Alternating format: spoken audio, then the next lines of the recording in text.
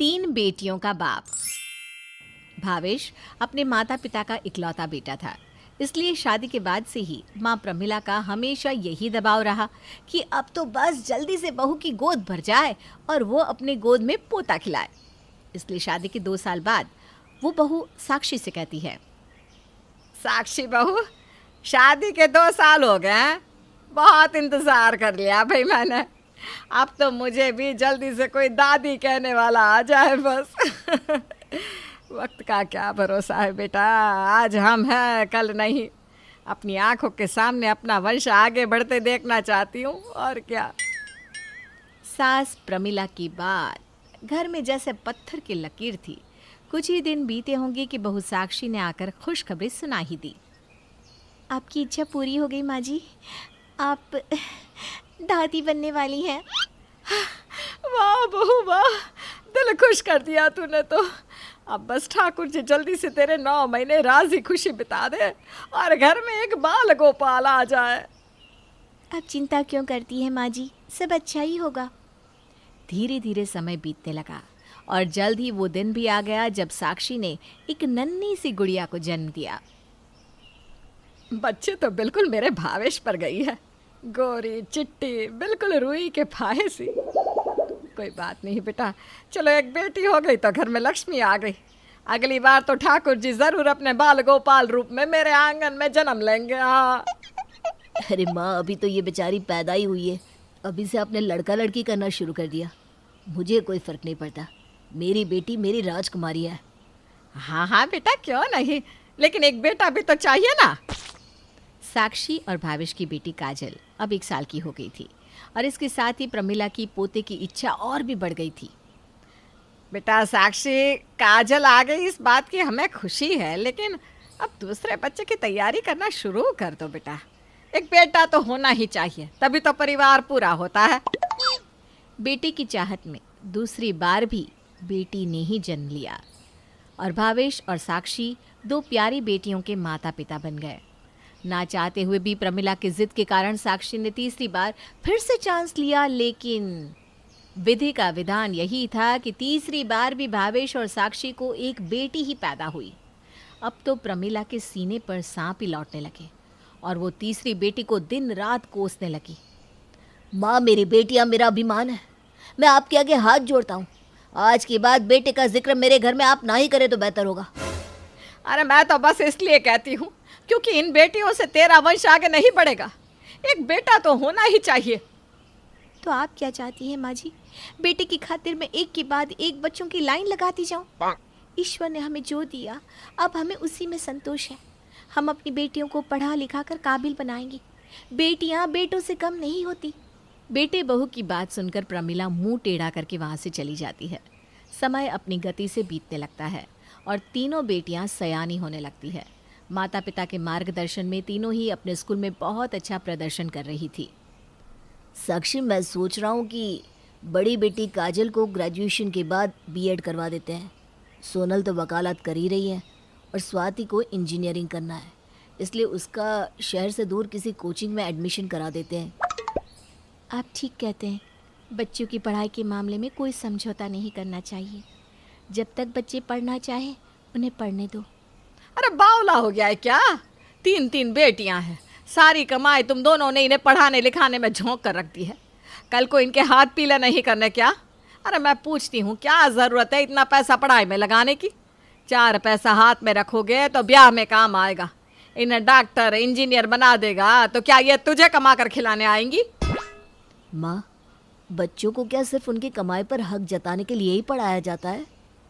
मुझे नहीं चाहिए उनकी कमाई, मैं तो बस पिता होने का फर्ज निभा रहा हूँ। अरे ब्याह लायक हो गई है काजल, देख ये रिश्ता आया है उसके लिए। तू देख, अगर तुझे सही लगे तो। 3 बेटियां हैं, आखिर कब तक बिठा कर रखेगा इन्हें? बेटियां इज्जत से अपने ससुराल चली जाए, इसी में माँ बाप गंगा नहा लेते हैं। अगर सामने से रिश्ता आया है तो एक बार देख लेते हैं। शादी तो करनी ही है, आज नहीं तो कल, और अगर रिश्ता अच्छा हुआ तो सोचेंगे। पत्नी और माँ की बात सुनकर भावेश रिश्ते की बात करने लड़के वालों के यहाँ जाता है। भाई साहब, मेरा बेटा लाख रुपया महीने का कमाता है, इकलौता बेटा है हमारा। हमने पढ़ाने लिखाने में बहुत खर्चा किया है। वैसे तो मेरे बेटे को दहेज में मुंह मांगा सामान मिल रहा है, लेकिन आपकी काजल हमें पसंद है, इसलिए बस 10 लाख रुपए कैश में मामला तय कर लेते हैं। बाकी जो आप अपनी बेटी को देना चाहें। अरे भाई, आपकी 3 बेटियां हैं, इसलिए आपसे बहुत ज़्यादा मांग नहीं कर रहे हैं। लड़की वालों की बात सुनकर भावेश अपने घर चला जाता है। साक्षी, 10 लाख रुपए मांग रहे वो लोग। बेटे को पढ़ाने में खर्चा किया है तो ऐसे बोल रहे थे जैसे बेटियों को पढ़ाने में हमने खर्चा किया ही नहीं। अरे अच्छे से अच्छे स्कूल कॉलेज में पढ़ाया है, ऐसा लगता है जैसे उसकी कोई कीमत ही नहीं है।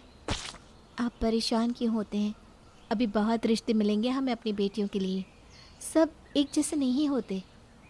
काजल और सोनल के सुंदर रंग रूप को देखकर एक के बाद एक उनके लिए कई रिश्ते आते हैं, लेकिन हर काबिल लड़के के माँ बाप की बड़ी बड़ी डिमांड थी। किसी को गाड़ी चाहिए तो किसी को कैश। कुछ तो गाड़ी और कैश दोनों की मांग पर अड़ जाते हैं। 10 लाख रुपए दहेज में देने की जगह अगर इतने ही पैसों से हम अपनी बेटियों को आगे पढ़ने की इजाज़त दे दें तो ये तीनों अपने पैरों पर खड़ी हो जाएंगी। मुझे लगता है कि लायक लड़का ढूंढने की जगह हमें अपनी बेटियों को ही लायक बनाने पर जोर देना चाहिए, नहीं तो ऐसे ही हर लड़के वाले आकर हमें अपने बेटों की तनख्वाह के एवज में दहेज देने के लिए मजबूर करते रहेंगे। शायद तुम सही कहती हो। शादी की माला जपने की जगह हमें अपने माता पिता होने का फ़र्ज़ निभाना चाहिए और तीनों बेटियों को आगे पढ़ने देना चाहिए। ऐसा सोचकर भावेश तीनों बेटियों को आगे पढ़ाने का निर्णय लेता है। मैंने अपनी जमा पूंजी का एक एक रुपया अपनी बेटियों को काबिल बनाने में खर्च कर दिया है और मुझे इस बात पर तनिक भी अफसोस नहीं है। अब बस उनके लिए अच्छे लड़के मिल जाए तो हमारी जिम्मेदारियां खत्म हो। अफसोस तो तुझे तब होगा बेटा जब तेरी ओवर एज लड़कियों से कोई ढंग का लड़का ब्याह करने को राजी नहीं होगा और शादी के लिए मोटा मोटा दहेज मांगेगा। माँ, ये लड़के वाले अपने बेटों की कमाई का घमंड दिखाकर ही तो दहेज की मांग करते हैं ना। आज मेरी बेटियां एक लड़के के बराबर शिक्षित हैं और उनके बराबर कमा भी रही हैं।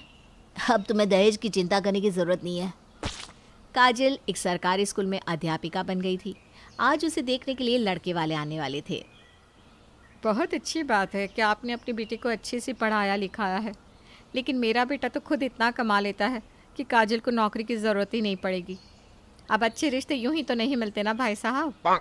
आप बस एक फॉर्च्यूनर गाड़ी और अच्छी होटल में शादी करा दीजिए, हम तो इतने में ही खुश हैं।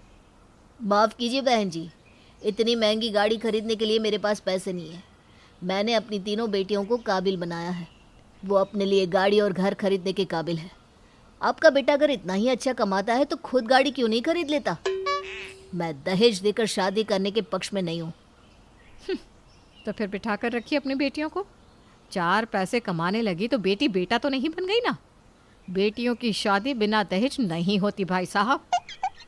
अपना होनहार कमाओ बेटा, कोई आपको तो मुफ्त में देने से रहा। तब तो दहेज मुझे भी लेना चाहिए ना बहन जी, क्योंकि मेरी बेटियां भी होनहार और कमाऊ हैं, तो मैं अपनी बच्चियों को यूं ही क्यों ब्याह दूं? लेकिन फिर भी एक लड़की का बाप कभी ऐसा नहीं सोचता।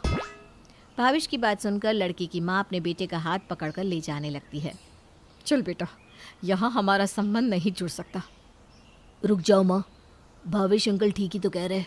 अगर ऐसा ही चलता रहेगा तो बाप अपनी बेटियों को पढ़ाने की जगह उसके दहेज की रकम ही जमा करते रहेंगे, क्योंकि आपकी तरह उनकी शिक्षा और जॉब की वैल्यू कोई करता ही नहीं। मुझे काजल पसंद है और मैं उसकी जॉब की भी रिस्पेक्ट करता हूँ। अंकल, मुझे कोई दहेज नहीं चाहिए, मैं शादी के लिए तैयार हूँ। काजल को अभ्यांश जैसा पढ़ा लिखा काबिल लड़का मिल जाता है। उसके बाद भावेश अपनी दोनों छोटी बेटियों की शादी भी अच्छे लड़कों से करा देता है। थोड़ी देर तो ज़रूर लगी, लेकिन भावेश ने अपनी बेटियों को पढ़ाने और आगे बढ़ने देने के निर्णय को समाज के सामने सही साबित कर दिया था।